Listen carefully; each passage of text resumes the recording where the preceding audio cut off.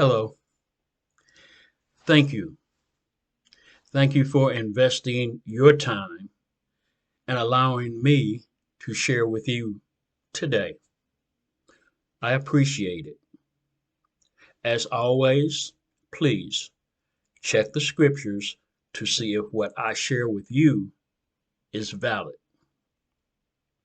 Please be reminded and or advised that the Face the Word Ministry spiritual cliff notes are available to the public on YouTube. And although I will continue the email distribution, anyone can subscribe and request word posting notifications. I will never offer merchandise or request donations to support this ministry. My blessing is being fulfilled by being permitted to join with others in facing the word. If what I share provokes your increased focus on the word, even if you do not agree with me, my blessing is prospered. The title for this week's spiritual cliff note is Value Pick. Value Pick. This is unusual for me, but let me give you a heads up.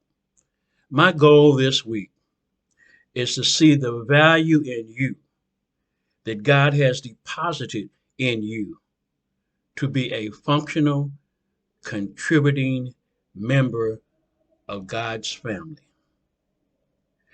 We have two texts this week. Psalms 139, verse 14. I praise you because I am fearfully and wonderfully made. Your works are wonderful. I know that full well. That was the King James Version. The second text is Jeremiah, the 29th chapter, verses 11 through 13. Verse 11, for I know the plans I have for you, declares the Lord, plans to prosper you and not to harm you, plans to give you hope and a future.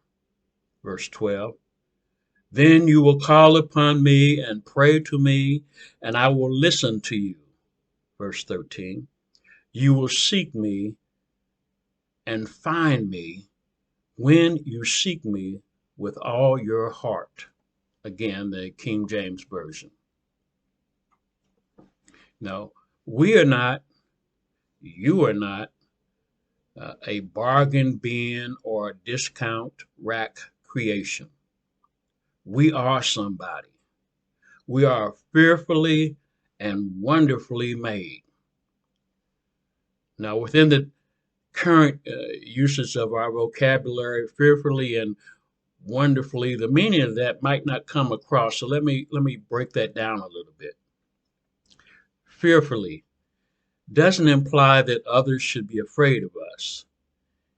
Instead, the Hebrew word that fearfully is based on means that we have been crafted with great respect, honor, and reverence.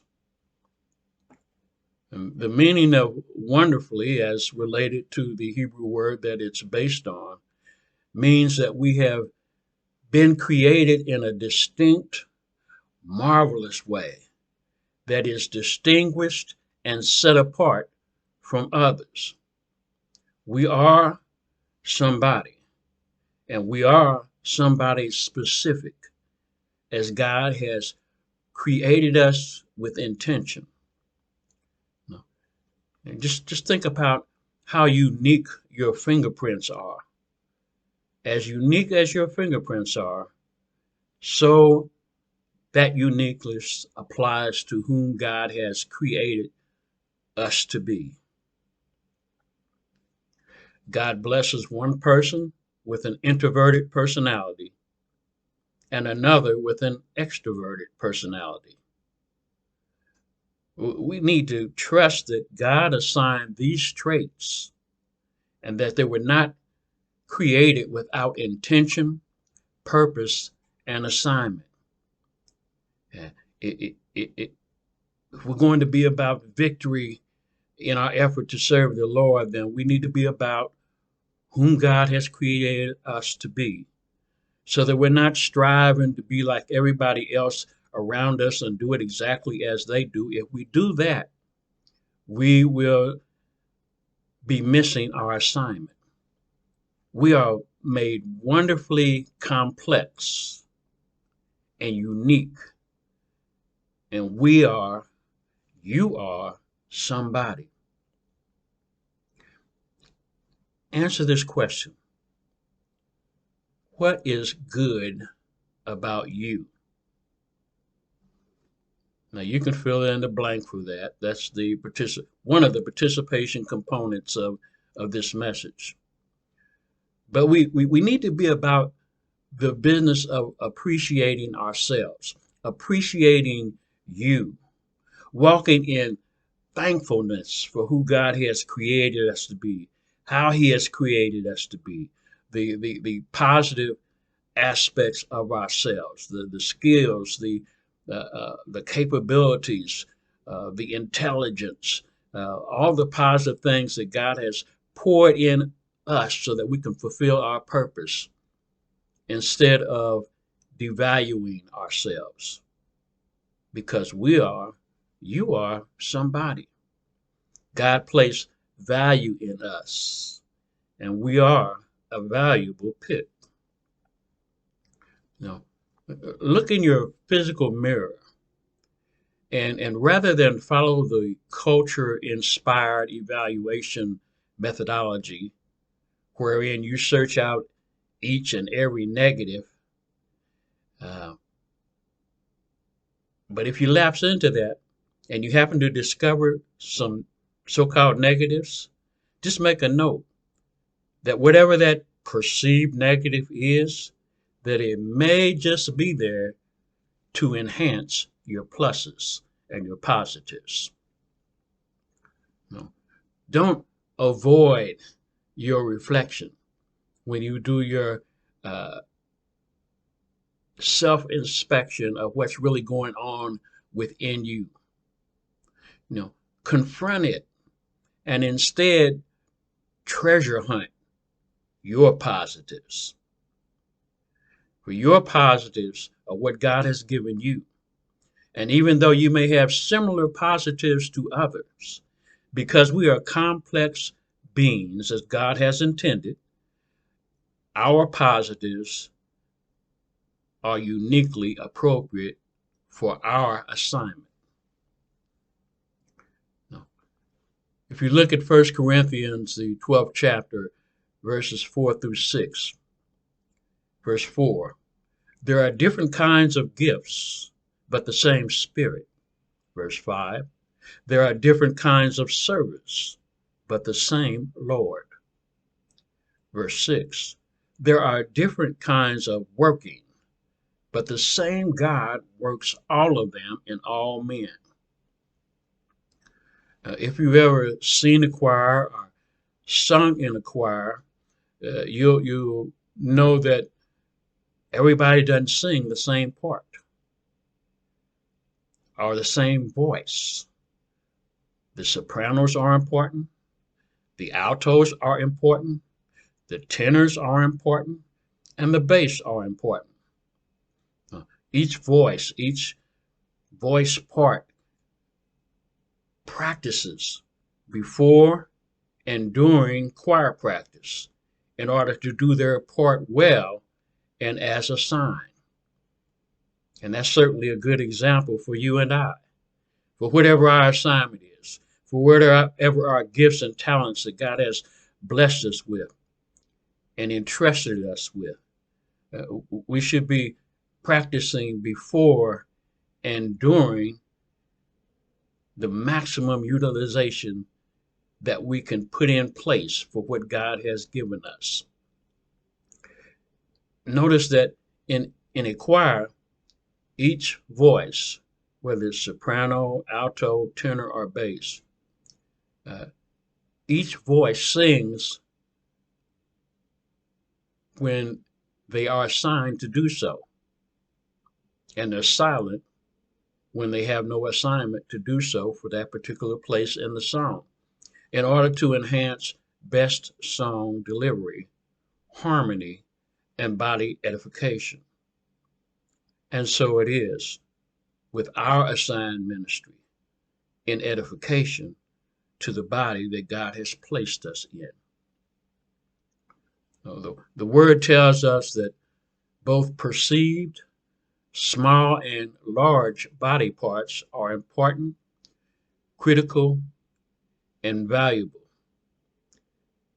If you've ever stubbed your toe or hit one of your fingers with a hammer, you know what I'm talking about. You remember the parable of the talents?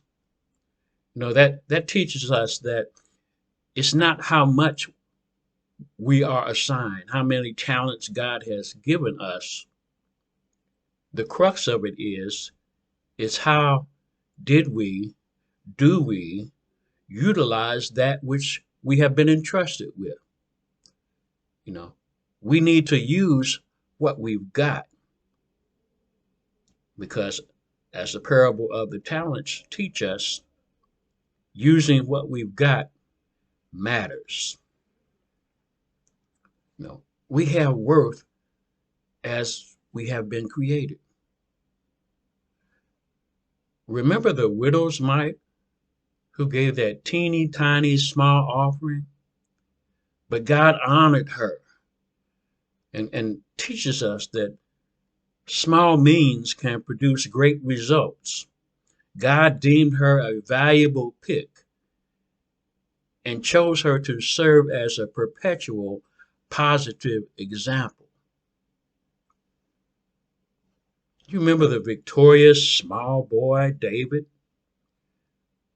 who gained victorious warrior status achieved by faith? God deemed him a valuable pick.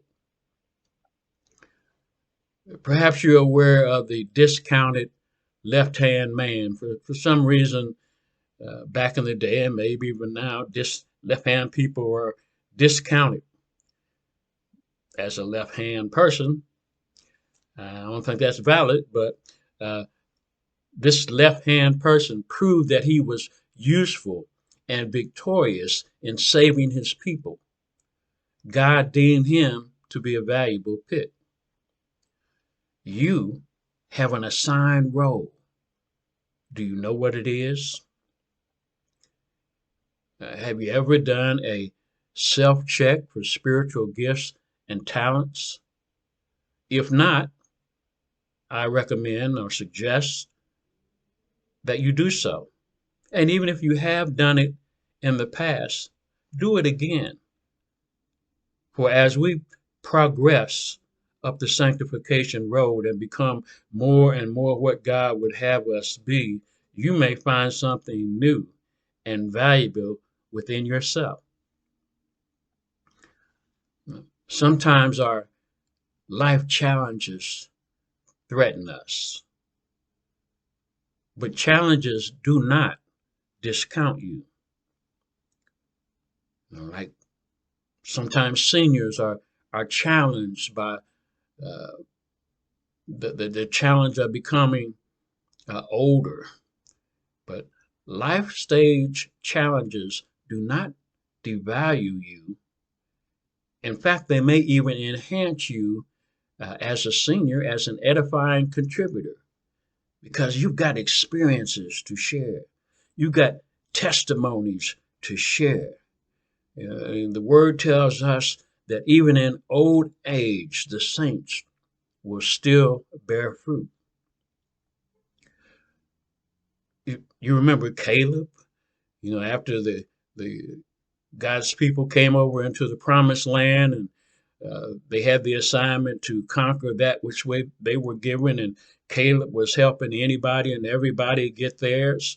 And at age 85, Caleb is finally standing at the foot of a mountain and proclaiming, Lord, give me that mountain. So I'm not afraid of the giants that live here. Utilize your gifts. Your gift utilization may change, but active duty status remains. By the way, 85-year-old Caleb, he was victorious. Sometimes we have health challenges. That might be a sickness or an illness, or it may be because you have a compromised immune system during this pandemic and you can't get out and about like you used to. My best example for that is my mother, Mother Juanita King. When she got to the point that she was homebound and she could no longer be the 40 plus year outstanding Sunday school teacher that she'd always been, she searched out and found a way to use the gifts and skills and talents that the Lord had given her. Hers additional gifts were she had the ability to write beautifully. So she wrote words of encouragement and mailed those out to saints that were homebound and other saints in the body that needed encouragement. You know, as we get older, our health is challenged. We can find ways to use the gifts that God has given us to bless others, which, by the way, is what I'm doing now.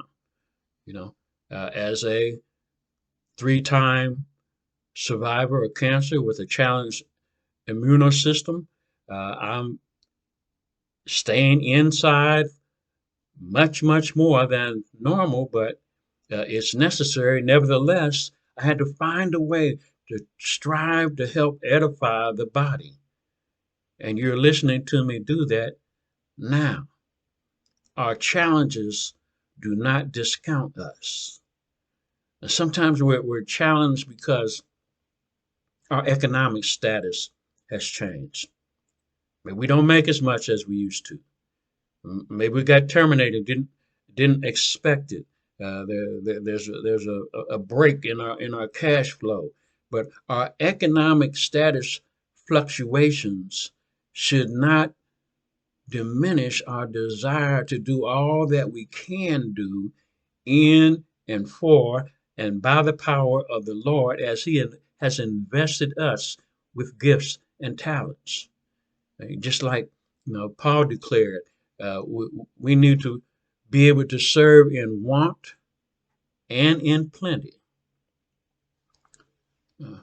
During this pandemic, there as with me, there are those that aren't able to get out and about as often as they would like to. I know for sure I miss choir practice. That choir practice blesses me. I sing in two choirs, but right now I can't do that.